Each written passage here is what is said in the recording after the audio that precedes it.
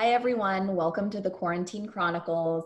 Today with us, we have Jamie Z. Harris with Big Block Realty. And we're excited about today's topic just because I think it's something that everyone can use and benefit from. And Jamie has been super positive, at least from what I see on social media. So we just want to kind of get some insights from her onto how to maintain a strong mindset, especially in times like right now when we're quarantined, and how to stay positive and kind of how to overcome some adversity when it comes to your mental state. So I also have Stephanie Ballheim with Foundation Escrow. So she'll be asking Jamie some questions. And thank you so much for being here, Jamie.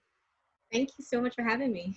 Yeah, hi, Jamie. We're so excited to have you on here today. This is a very special interview for me because we've been friends for so long. And honestly, I just witnessed a huge change in you. I don't know, maybe 5 years ago, I'm not sure on the timing on it, but I saw you shift your perspective and shift how you were doing things. And at first I was like, okay, it's kind of cool. She's posting some gratitude stuff here and there, but you've been so consistent with it. And I've literally watched it transform your whole life. And it's inspired me and helped me. So I know that what you have to say is going to help other people. And I'm just interested to hear. So what was the thing that kind of made you shift, and what helps you stay so positive when you're struggling with hard times, and especially in quarantine? Like, what's helpful for you? So, as you may remember, the shift happened when my father passed, and it was a very uh, traumatizing event in my life. And I realized that if I didn't make a shift, it would lead to severe depression.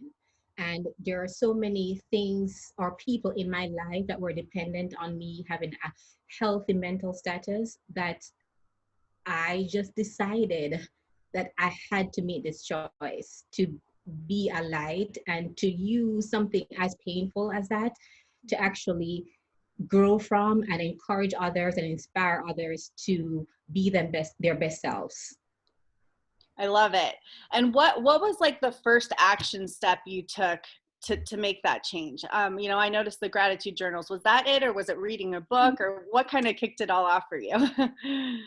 So the gratitude journal, I immediately, because when you're in a state like probably very similar to this pandemic, where everything is turned upside down, you don't really have answers, nothing is going as planned. You need some kind of solution or something to take your mind off of what's going on. And the best way I saw to do that was to focus on the things I did have in my life. So I started writing my gratitude journal, which I have right here. It's actually my third one in 5 years. But I do it daily, and it's an exercise. So the first time I did it, it didn't really do anything for me. It was just like, okay, I'm listing 10 things that I'm grateful for. I feel a little bit better. And then the second day, it was, wow, I have things to be grateful for. And then it progressed. So I think for anyone going through this pandemic and they're feeling maybe lost, it's a gradual change. It's not something that's going to happen overnight. So you have to give yourself time. And it's okay to not be okay. You have to deal with the fact that things are changing and basically heal yourself from it and be at peace with it. Over time, it will get better, but you have to put in the work, the exercise. I call it a gratitude muscle. So you have to exercise daily and just focus on the good things that you have in your life, because no matter what's going on in life, there's so many other good things that are happening.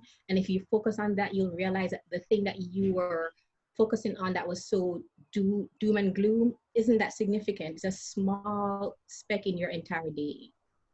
I love that. I love that, trying to focus on the positive and keep your mindset right. So what's a failure that you've experienced during this pandemic? I know you and I were talking last week, and I would love for you to share kind of what we were talking about. So, right, like I called you probably like, I think maybe 30 in the morning. I love it. Because I am good at real estate. I'm good at loving on people. I'm good at loving my son. But I'm not good at being a teacher. I cannot teach my son. So the whole homeschooling thing was just not working for me. It didn't matter what we did, we'd both end up crying. And so it was really overwhelming, to the point where I felt like a total failure, where I was failing at being a mom because I love him so much, but when it came to homeschooling, I just wanted to basically social distance myself, right? And it was torturous to him too, because it was just, I wanted him to do everything then and there so he wouldn't fall behind. And I was putting so much pressure on him that it wasn't fun for him anymore.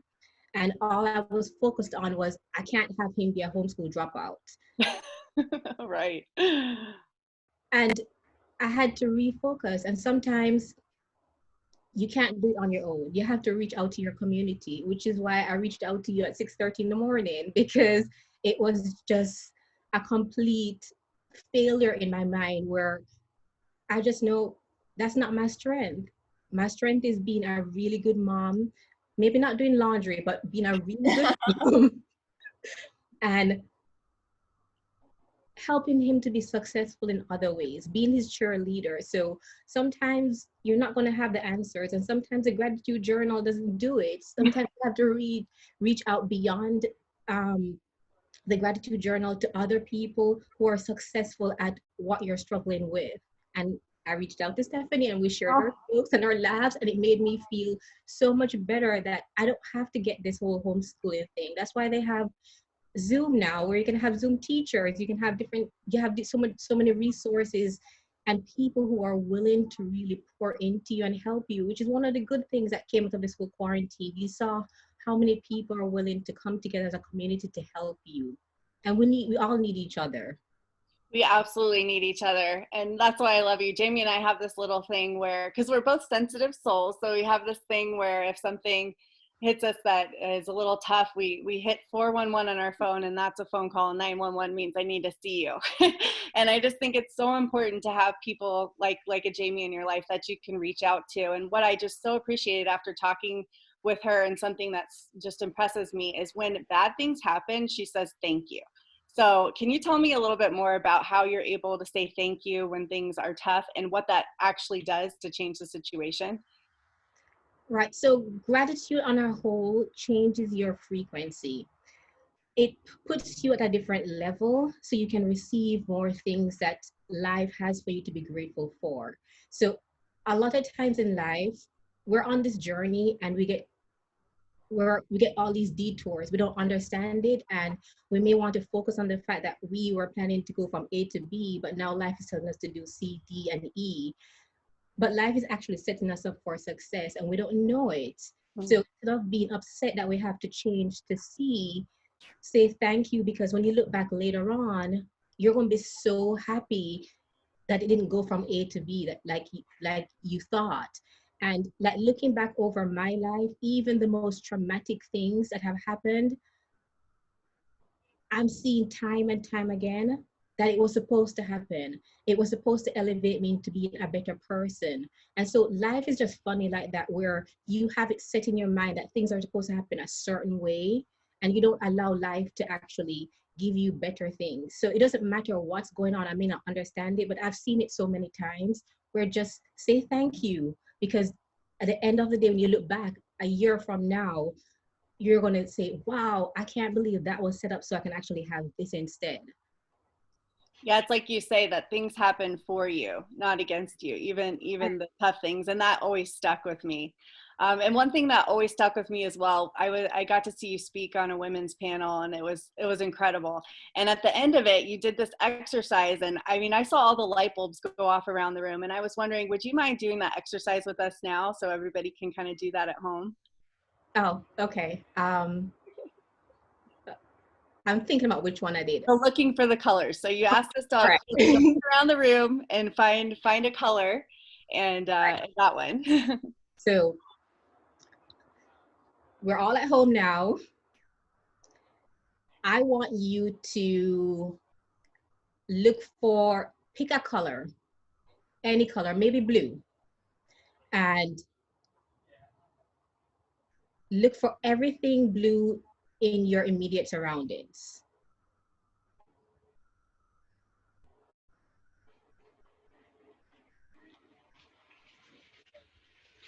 Good. All right, so now I want you to close your eyes and try to remember or think of the things that were yellow in your surrounding. Think of the things that were purple, the things that were green. So that's a really powerful lesson. When you focus on just one thing, you end up missing out on so many other good things in your life, which is the same thing when you focus on the negative or the not so good thing or the perceived bad thing in your life, you miss out on all the other good things that are happening because you're so focused on the one bad thing. That's that. That's so cool.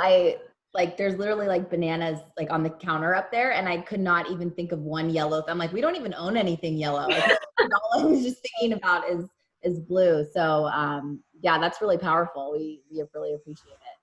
Thank you. We couldn't have thought of anyone better to talk about mindset. You've just lived it out, and you're just an inspiration to me as a friend. And I just love seeing what you're putting out there, and keep it up. And thank you so much for taking the time to share this, because I know it's going to help people. It really is. And we just appreciate you so much. Thank you. Thank you so much for having me. We love you.